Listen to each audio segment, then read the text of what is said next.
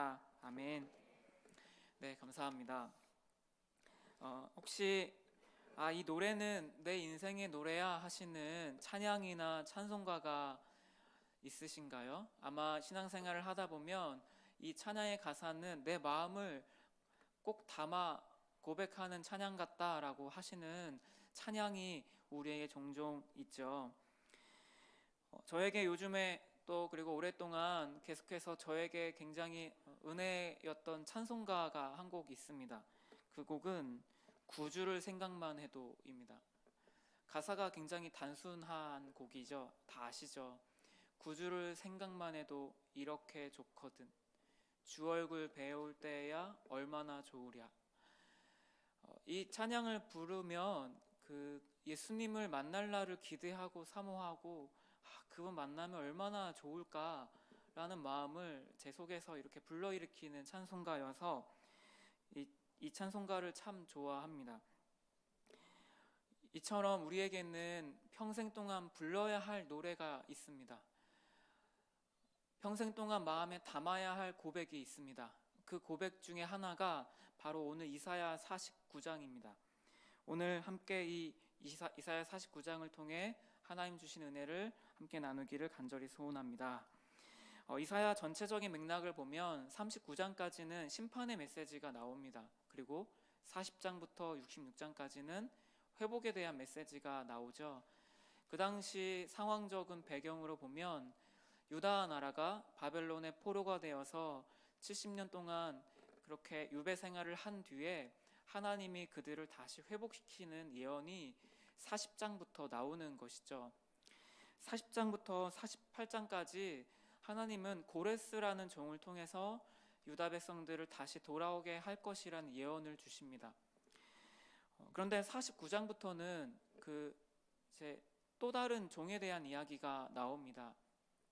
즉 48장까지 고레스라는 직접적인 표현을 하지 않고 종이라고 말하거든요.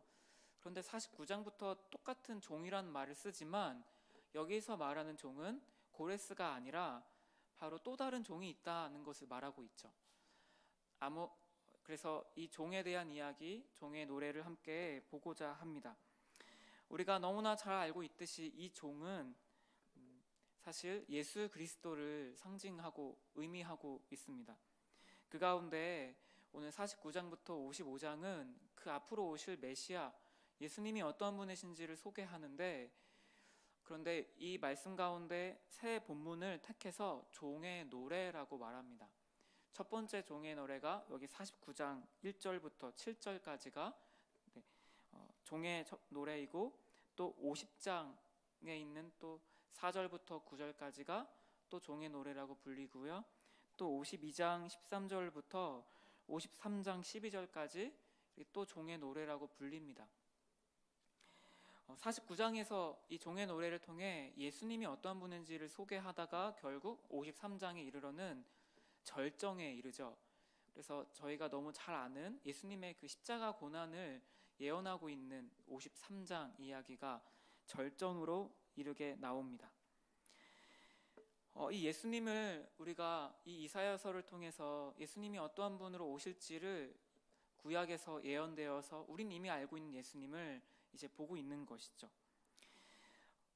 한 가지 궁금한 점이 사실 들죠. 왜 이 세 본문을 49장, 50장, 52장에서 53장을 왜 종의 노래라고 부를까라는 질문을 하게 됩니다. 사실 생각해보면 역사의 모든 시대마다 그 시대를 표현하는 노래들이 있습니다. 그 시대 사조를 드러내는 고백이 있습니다. 그리고 그 노래를 생각하면 그때 어떠했지, 그 노래만 생각하면 그 당시 나는 어떤 상황이었지 라는 것을 떠오르게 됩니다. 때로 노래 한 곡이 우리의 가치관을 결정하고요, 때론 노래 한 곡이 우리의 인생의 방향도 결정짓기도 합니다. 그래서 우리는 어떤 노래를 부르느냐가 굉장히 중요합니다. 내가 어떤 찬송을 부르고, 내가 어떤 노래를 부르고, 내가 어떤 노래를 듣는가가 우리의 인생의 방향을 결정할 때도 있습니다. 그런데 우리가 바쁘고 분주한 우리 일상을 살아가다 보니 우리가 평생 가지고 있어야 될 노래를 잊어버릴 때가 있음을 사실 생각하게 되죠. 중요한 메시지, 중요한 노래 고백을 우리 마음에 담아야 하는데 때로 잊어버립니다. 그럴 때 우리에게 주신 것이 저는 종의 노래라고 생각합니다.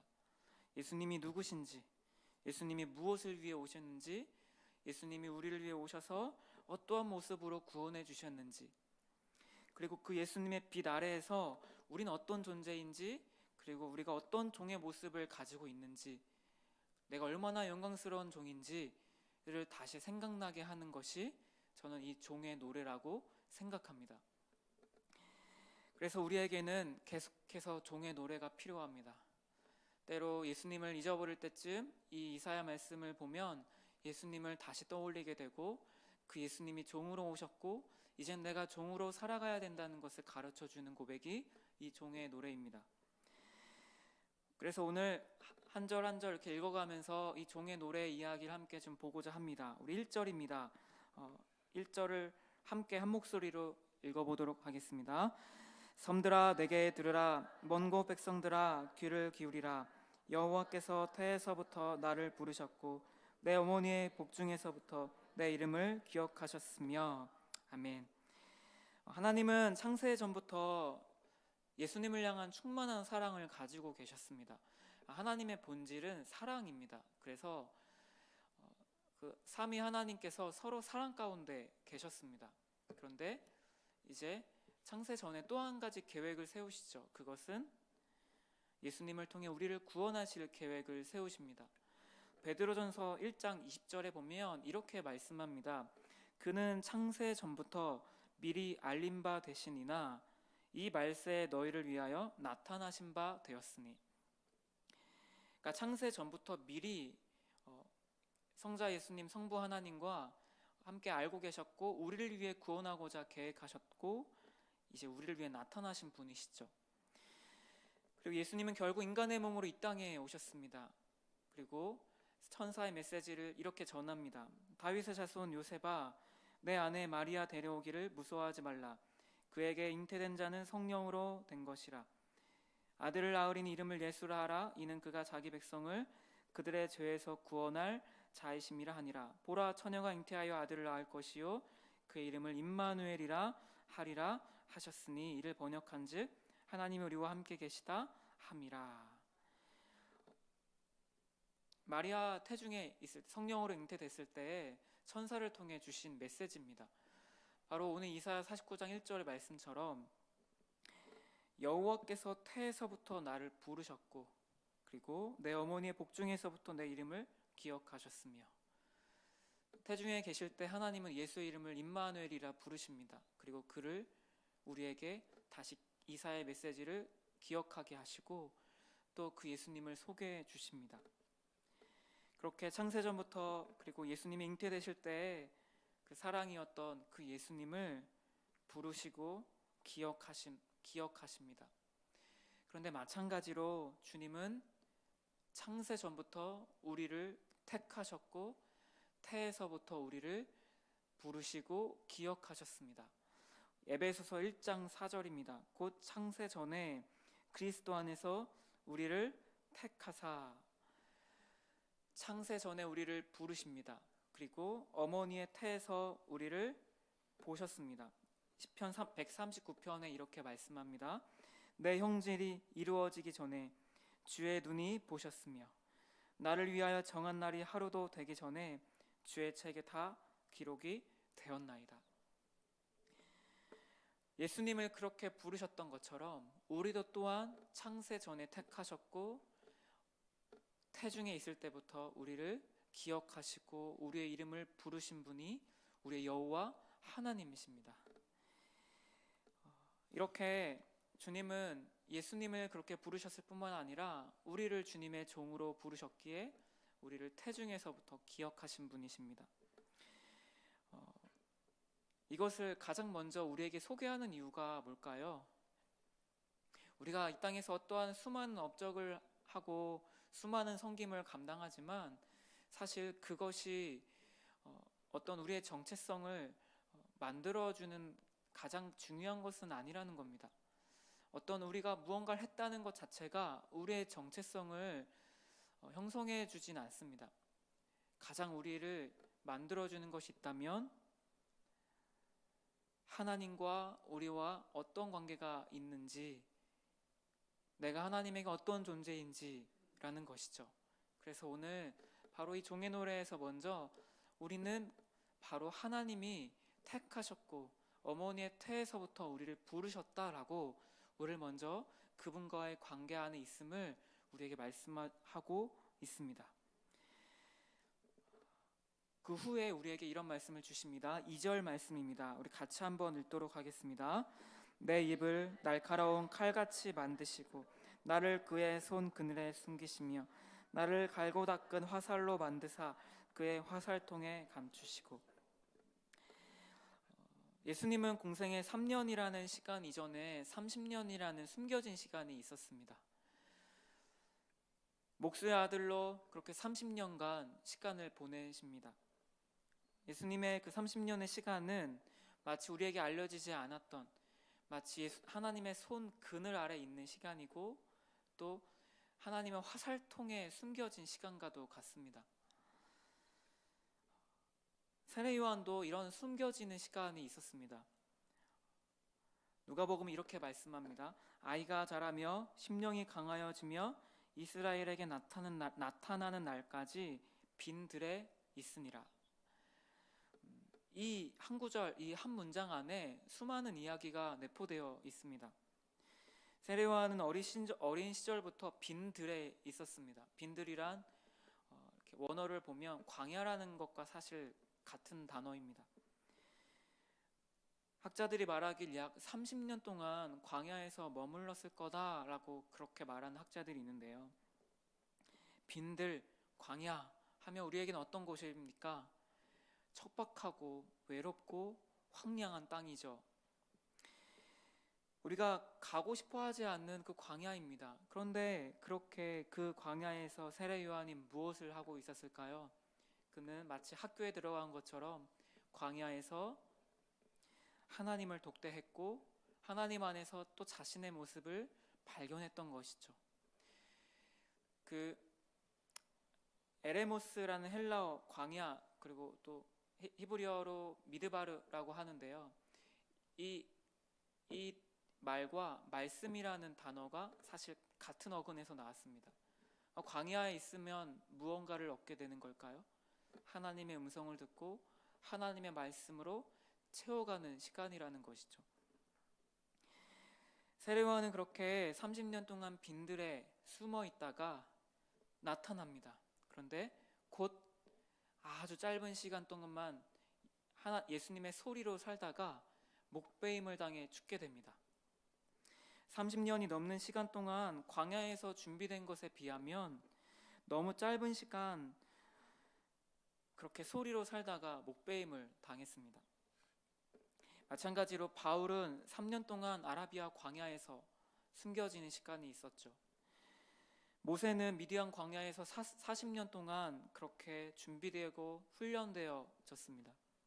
요셉은 어떠했습니까? 2년 동안 또 그렇게 감옥에서 억울한 누명을 쓰고 숨겨져야 했던 시간들이 있습니다. 하나님의 세우신 사람들을 보면 이렇게 하나님 앞에 드러나기 전에, 사람 앞에 드러나기 전에 숨겨지는 시간이 반드시 있었습니다. 예수님도 그렇게 마치 하나님의 손끈을 아래 숨겨지고 화살통 안에 숨겨지는 시간이 30년 동안 있으셨다는 것이죠. 그런데 그 시간, 우리에게도 그런 시간이 때로는 필요합니다.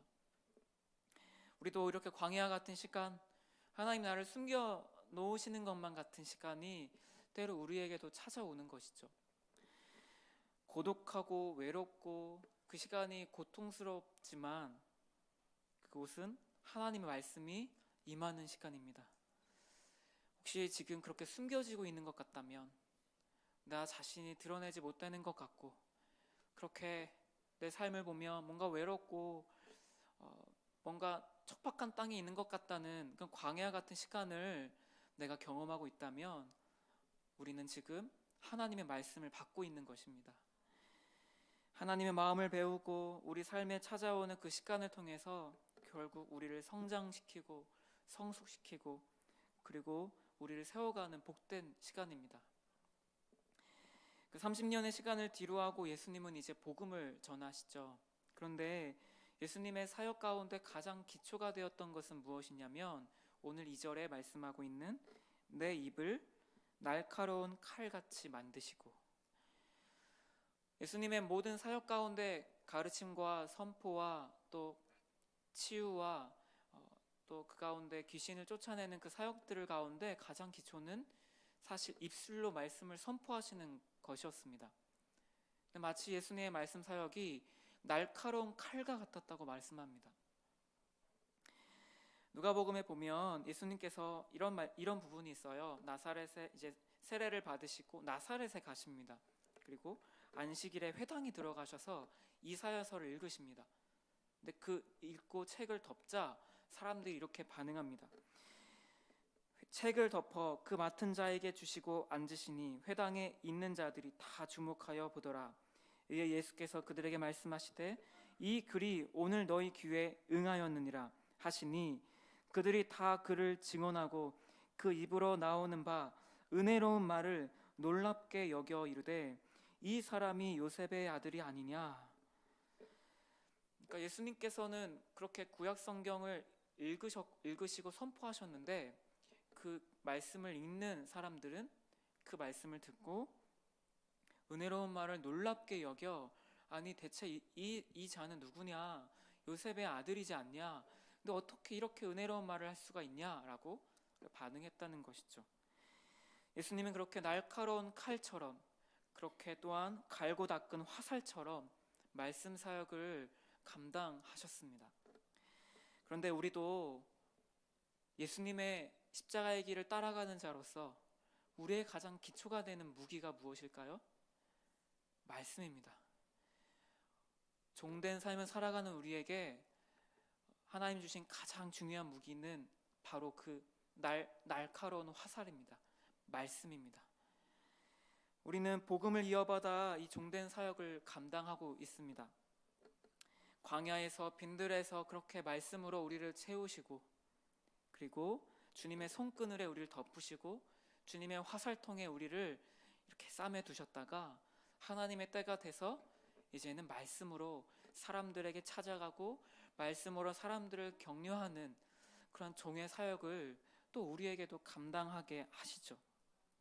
바로 이것이 우리가 이 세상을 섬기는 가장 방식 중에 중요한 기초입니다. 잠시 제 이야기를 함께 이 말씀을 보면서 제 삶이 좀 떠올랐습니다. 저는 사실 느끼시고 그런 분도 계시겠지만 못 느끼실 분도 계실 것 같아요. 어릴 때부터 사실 저는 말을 더듬었습니다. 이것이 저에게는 사실 큰 콤플렉스와 같은 것이었죠. 어릴 때 굉장히 수줍음이 많았고 말도 잘 못하고, 지금도 뭐 그렇게 보시는 분들도 계시는데, 제대로 못해서 초등학교 때 이제 웅변학원에 억지로 가야 했던 적이 있었어요. 그 기억이 아직도 생생합니다. 하고 싶지 않은데 앞에서 이렇게 웅변을 해야 했던, 그렇게라도 해서 말 더듬을 좀 고쳐야겠다라는 생각을 그렇게 또 가지고 있었던 적이죠. 오히려 목회자로서, 설교자로서 이거는 정말 큰 콤플렉스라고 할 수 있거든요. 신학을 하고 이제 사역을 하면서부터 어느 순간부터 이것이 저에게 큰 문제로 다가오지 않음을 느꼈습니다. 저에게 더 이상 이게 나한테 큰 문제가 아니구나 라고 의식하는 걸 좀 줄이는 때가 있었습니다. 왜냐하면 제가 뛰어난 언어 구사력이 있고 말을 유창하게 잘해야 제가 날카로운 칼을 가지는 것이 아님을 깨달았기 때문이죠. 살아계신 하나님의 말씀 그 자체가 날카로운 칼이고 갈고 닦은 화살이었음을 알게 하셨습니다. 바울이 이렇게 말합니다. 내 말과 내 전도함이 설득력 있는 지혜 말로 하지 아니하고 다만 성령의 나타나심과 능력으로 하여 너희 믿음이 사람의 지혜에 있지 아니하고 다만 하나님의 능력에 있게 하였노라. 사실 지금도 가끔 이렇게 말을 더듬을 것 같으면 말을 멈춰요. 그렇게라도 해서 좀 줄여보려고 하는데, 하지만 이것이 저에게 더 이상 열등감이고 콤플렉스이고 라고 그렇게 느껴지진 않습니다. 저희 모두는 사역자뿐만 아니라 예수님의 길을 가는 저희 모두는 우리 속에 채워진 그 말씀으로 종된 이 사명을 감당할 수 있는 것입니다. 내가 어떤 말을 잘해서도 아니고 나에게 어떤 훌륭한 능력이 있어서가 아니라 날카로운 칼, 바로 이 하나님의 말씀이 우리로 하여금 심장과 폐부를 쪼개고, 먼저 우리를 그렇게 심장을 쪼갤 때, 우리의 마음과 우리의 혼과 영과 골수와 관절을 쪼갤 때 그 능력이 이제는 우리 주변에까지 흘러가게 하시는 바로 역사가 나타나는 것이죠.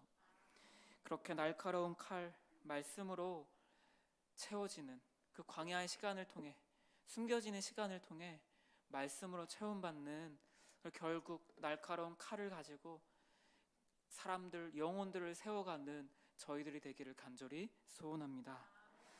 3절 4절입니다. 같이 한번 읽어보도록 하겠습니다.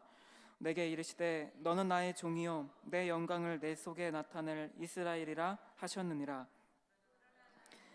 내가 헛되이 수고하였으며 무익하게 공연히 내 힘을 다하였다. 참으로 나에 대한 판단이 여호와께 있고 나의 보응이 나의 하나님께 있느니라. 아멘. 예수님의 3년 공생의 시간 동안 주님은 많은 사람들을 만나십니다. 그들에게 가르치시고 전파하시고 치유하시고 회복을 주십니다. 그런데 항상 예수님을 환영하고 반기고 예수님을 좋아했던 것은 아니었죠. 심지어 예수님과 함께 머물렀던 12명 가운데 한 명은 예수님을 팔아넘기고자 생각하고 결국 예수님을 배반했던 그 한 사람도 있었을 정도로 예수님에게는 그 가는 사역 가운데 항상 예수님을 맞이해주고 인정해주는 길은 아니었습니다. 오히려 반대와 어려움과 또 그 속에서 오히려 하나님의 뜻을 쫓아 행하셨던 분이 예수님이셨습니다. 세상 사람들의 눈으로 볼 때 예수님의 사역을 보면 어떤 생각을 할까요? 예수님이 그렇게 3년 동안 사역을 감당하시고 마지막 일주일에 결국 사람들에게 온갖 수모와 고초를 당하시고 십자가에 오르십니다. 세상의 눈으로 볼 때는 실패한 사역입니다. 세상의 눈으로 볼 때는 예수님의 사역은 어떤 사람들에게 영향을 끼치는 것 같지 않은, 그 로마 시대 당시에 저 사람이 메시아라고, 어떻게 저 사람이 메시아일 수 있지? 라고 오히려 손가락질 당했을 만한 그런 예수님의 사역이셨죠. 그럴 때 어떻게 생각할 수 있을까요? 오늘 3절 말씀처럼 나는 말하기를 내가 헛되이 수고하였고 무익하게 공연히 내 힘을 다하였다 하였노라. 내가 헛되다. 내가 이렇게 수고했는데, 내가 3년 동안 이렇게 열심히 사역하고 섬겼는데 내가 무익하게 공연히 내 힘을 썼구나. 내가 남는 건 없구나 라고 생각할 법도 한데 예수님은 그렇게 생각하지 않으셨죠. 우리는 이렇게 생각할 때가 종종 있습니다. 정말 수고하고 노력했는데 그 누구도 나를 알아주지 않은 것 같은 때가 우리에게 찾아오죠.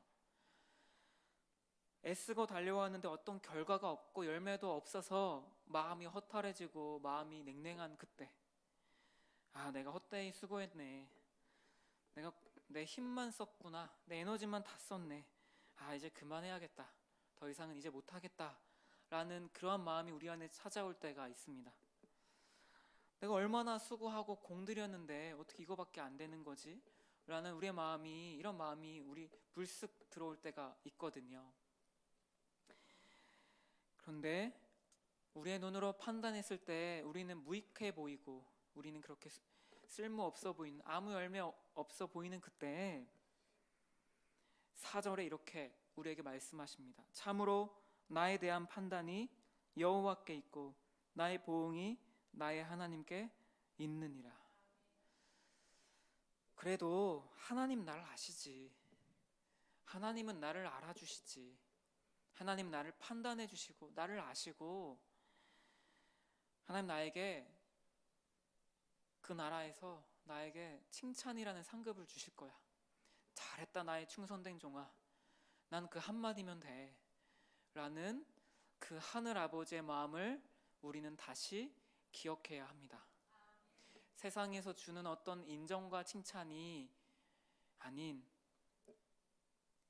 나에 대한 판단이 여호와 하나님에게 있기에, 나의 보응이, 나의 상급이 그 하나님이시기에 하나님께서 나를 만나 주실 때 잘하였도다 충성된 종아 라고 말씀하시는 그 한마디면 되지 않을까요? 그러하기에 우리의 삶은, 우리의 섬김은 무익하지 않습니다. 그리고 우리는 그 안에서 다시 우리의 정체성을 기억하게 됩니다. 3절에 주신 말씀처럼 너는 내 종이다. 너는 내 영광을 너의 속에 나타낼 이스라엘이다.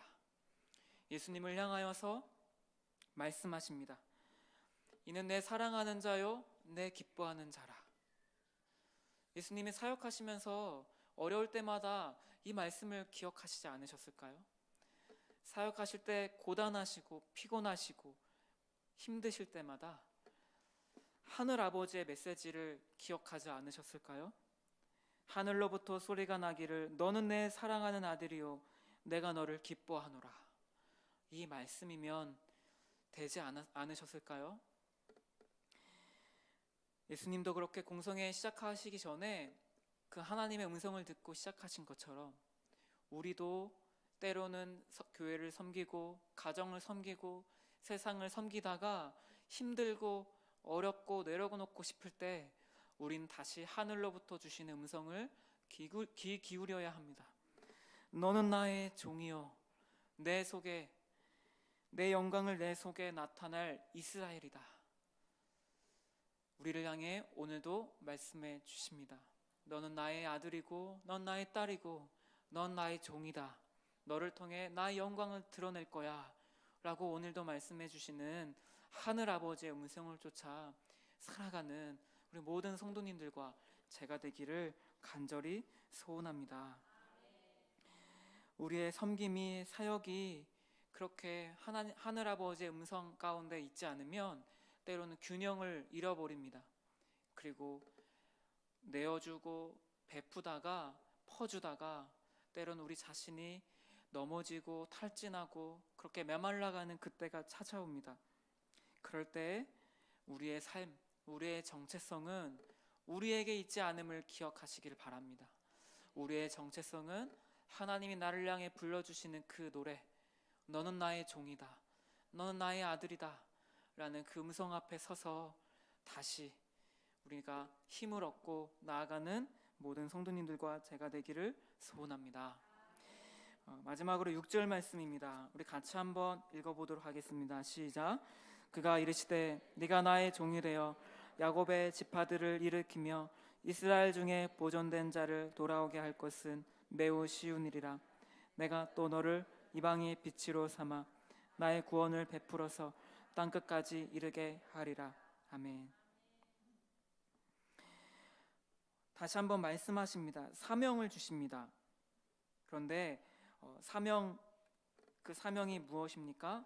네가 나의 종이 되어서 야곱의 지파들을 일으키고 이스라엘 중에 보존된 자를 돌아오게 할 것, 이것이 사명이죠. 우리에게도 주신 사명입니다. 우리 이웃과 가정을 바로 우리를 통해 주님께로 돌아오게 하는 사명을 부여받았습니다. 그런데 사실은 우리에게 이 사명이 때론 너무나 어렵습니다. 우리 가족 한 사람을 예수님께로 돌아오게 하는 것이 너무나 어려운 일입니다. 우리에게는 평생을 들여서 평생 동안 대체 언제 하나님께서 우리 가정을 돌아오게 하실지 늘 우리의 큰 기도 제목이고 너무나 어렵게만 느껴집니다. 그런데 여기서 이상한 한 가지를 보게 되죠. 이것은 어떻다 말씀하십니까? 이스라엘 중에 보존된 자를 돌아오게 할 것은 매우 쉬운 일이라. 아니 어떻게 하나님 이것이 매우 쉬운 일입니까? 우리 가정이 돌아오는 것, 우리 주변 이웃이 돌아오는 것 하나님, 저에겐 너무나 어렵고 힘든 일인데요 라고 우리가 반문하게 됩니다. 그런데 하나님께서 그 뒤에 이렇게 말씀하십니다. 내가 또 너를 이방의 빛으로 삼아 나의 구원을 베풀어서 땅 끝까지 이르게 하리라. 하나님의 시선은 어디에 두라고 하십니까? 이제는 너의 가정이 아니라, 그리고 너의 이웃이 아니라 땅 끝까지 너를 이방의 빛으로 삼아 주겠다. 사실은 예수님을 향한 예언이지만 이제는 예수님의 길을 따라가는 우리에게 주신 사명입니다. 우리는 가정 안에서 빛으로 살아가지만 또한 이방 땅 끝까지 이르러 주님의 빛으로 살도록 부르심을 받았습니다. 때로 우리 가정이 아직 주님께로 돌아와야 하지만 주님은 우리의 눈을 들어서 가정 안에만 있지 않도록, 가정 안에 문제들이 있고 가정 안에 어려움이 있지만 하나님은 우리의 눈을 들어서 땅 끝까지 보라고 하십니다.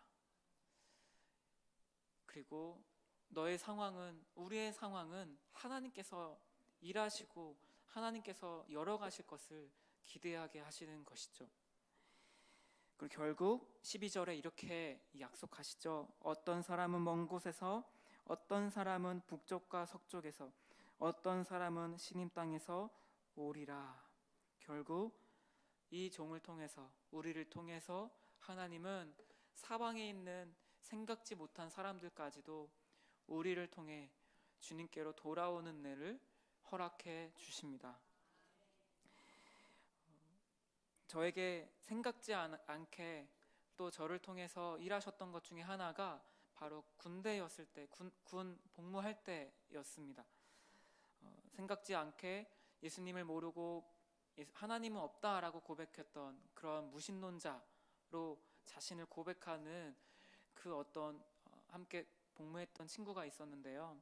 함께 근무를 서고 함께 생활하면서 어느새 그 친구의 마음이 열려가는 것을, 열려지고 함께 너가 다니는 교회라면 나도 한번 가보고 싶어, 너가 다니는 예수님이라면 나도 한번 알아가고 싶다라는 이런 고백을 정말 뜻밖의 듣게 된 때가 있었는데요. 마찬가지로 하나님은 우리에게 우리의 시야를 넓히시고 이제는 땅끝까지 우리를 보라고 말씀해 주십니다. 오늘 이 고백이 바로 종의 노래입니다. 여러 가지가 있어서 좀 복잡하실 텐데요. 사람에게 멸시를 받으시고 백성에게 미움을 받으셨던 그 예수님의 길이 우리가 가야 할 길입니다. 사람들이 말합니다. 꽃길만 걷도록, 꽃길만 걸으세요라고 말합니다. 그런데 우리는 꽃길을 걸어가야 될 사람이 아닙니다. 우리는 십자가의 길을 걸어가야 될 사람들입니다. 이런 우리에게 필요한 노래는 종의 노래입니다. 우리를 창세전에 택하셨다는 것, 태에서부터 우리의 이름을 기억하시고 부르셨다는 것, 그리고 때로 광야 같은 시간, 빈들과 같은 시간이 우리에게 찾아오지만 주님은 그 시간에 우리의 말씀으로 채우신다는 것, 그리고 결국 그 시간을 통해 우리를 날카로운 칼같이